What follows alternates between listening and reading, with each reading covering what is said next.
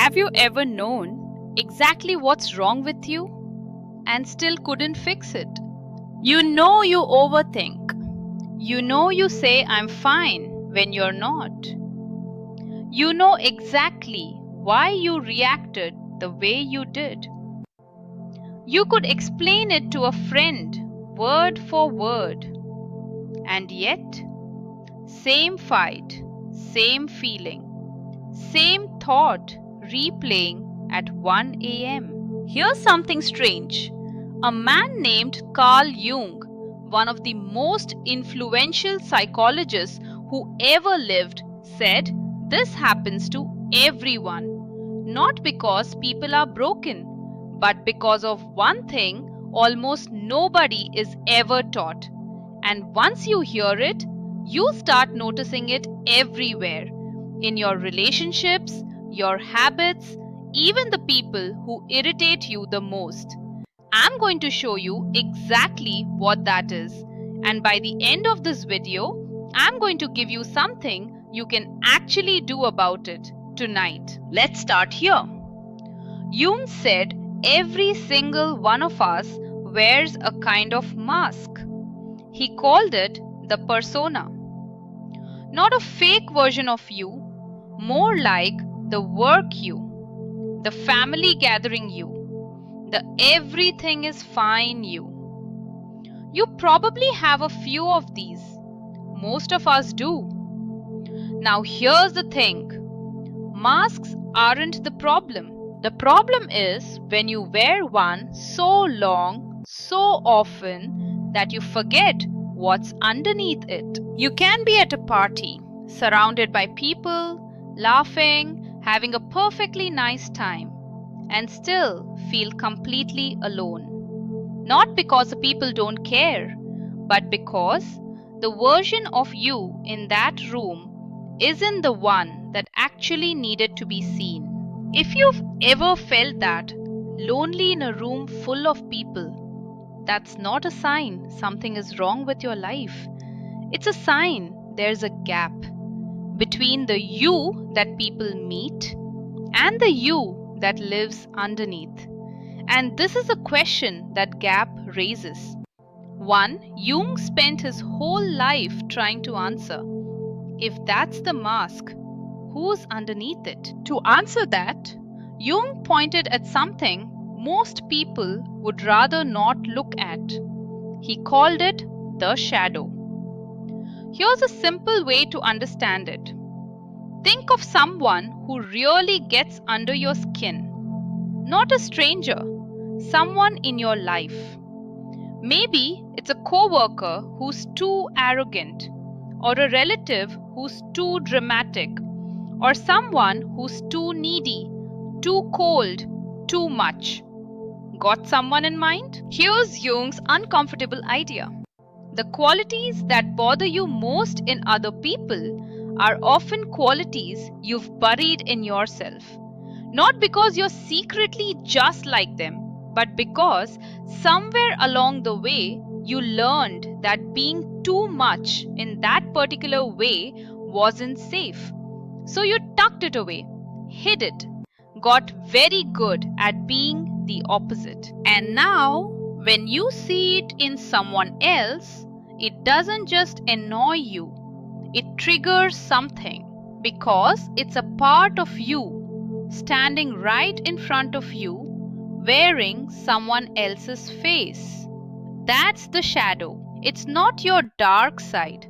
It's everything about you that got put away because at some point it didn't feel safe to show. And here's what almost nobody says out loud about it. The shadow doesn't disappear. It doesn't even stay quiet. It shows up in your reactions, in your relationships, in your choices, and it shows up in your dreams. In fact, your dreams might be trying to tell you something about it right now. We'll come back to that. Because before we go there, there's one more piece you need. The part that ties everything together. Here's something Jung talked about that almost never makes it into self-help content.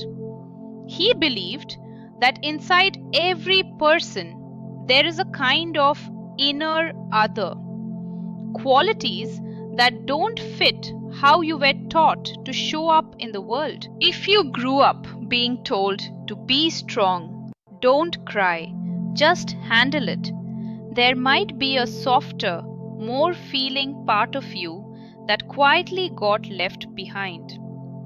If you grew up being told to be nice, don't make waves, put others first, there might be a stronger, more assertive part of you that never got permission to speak up.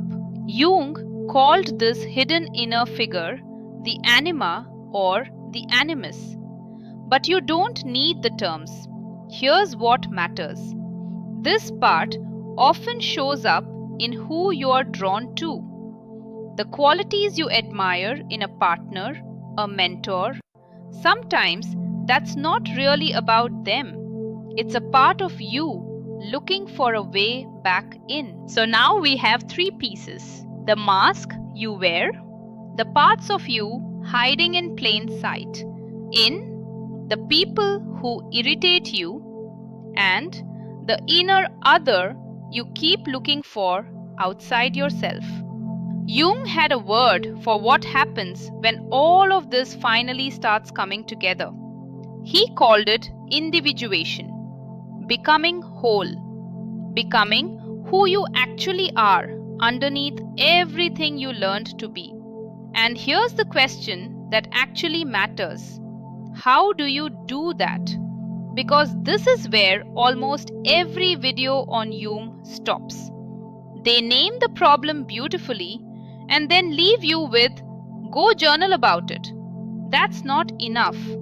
Jung knew it better than anyone. Here's the part that changed a lot of things for me in my own life and in years of working with people as a psychologist.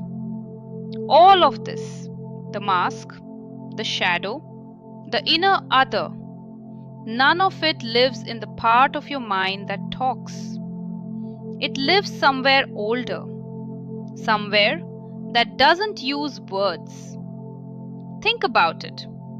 You can know completely and intellectually that you have a fear of rejection.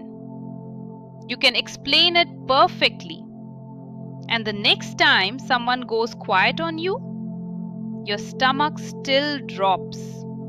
Your chest still tightens. The knowing didn't stop it. That's because the knowing happened in one part of you. But the fear lives in another part entirely. A part that doesn't respond to explanations. Jung discovered this about himself too, during the hardest years of his own life. After a painful falling out with his mentor, Sigmund Freud, Jung went through years of intense inner turmoil. And instead of trying to think his way through it, he did something almost nobody talks about. He let images come. He paid attention to what showed up in his mind, almost like a waking dream. Instead of analyzing it immediately, he let it speak. He drew it. He wrote it down. He even built things with his hands. He called this active imagination. And from that, not from talking, not from analyzing, came almost everything we now associate with him. So here's the fresh piece, the one that connects everything we've covered today. Your shadow, your mask, your inner other, they don't get solved by talking about them. They get met through feeling, through image, through the parts of you that speak a different language than words. This is also why your dreams matter. Remember, I said we'd come back to that? Dreams are one of the few places where that hidden part of you gets to speak freely, without your mask, without your usual filters. Jung paid close attention to his own dreams for exactly this reason. You don't need to decode them like a puzzle, but noticing them, even just the feeling they leave behind, is one small way that older part of you is already trying to talk to you. So, here's what you can actually do tonight if you want. Step 1. Think of the person who really irritates you. Someone whose behavior gets under your skin. Now ask gently, with curiosity, not judgment, is there any small way I do this too? Or wish I could? You're not looking for guilt. You're looking for a piece of yourself you may have hidden away. Step 2. Next time a feeling shows up that you can't quite explain, sadness, irritation, that heavy off feeling, don't rush to figure out why. Instead, pause for a moment and ask, if this feeling had a shape or a color or an image, what would it be? You don't need an answer that makes sense. You're not solving anything. You're just letting that older part of you speak in the only language it actually uses. Step 3. And this one is easy. Tonight, before bed, simply notice your dreams. You don't have to interpret them. Just notice the feeling they leave behind in the morning. That feeling is information. So let's go back to where we started. You already know what's wrong. You can explain it perfectly, and it still doesn't change. Now you know why. It's not because you're not self-aware enough.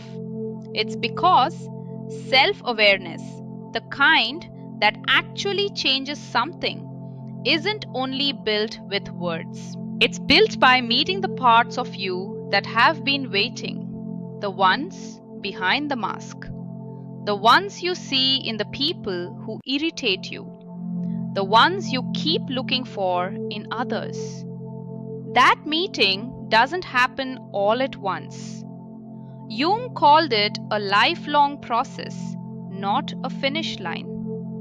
So here's what I'd love for you to do. Think of one person who really gets under your skin. And in the comments, tell me, just a word or two, what quality it is that bothers you most. You might be surprised what you discover when you sit with that question honestly. And if you'd like support doing this work, meeting those hidden parts of yourself in a way that's gentle and goes beyond just talking, that's exactly what I help people with at the Unspoken Canvas. You're always welcome there.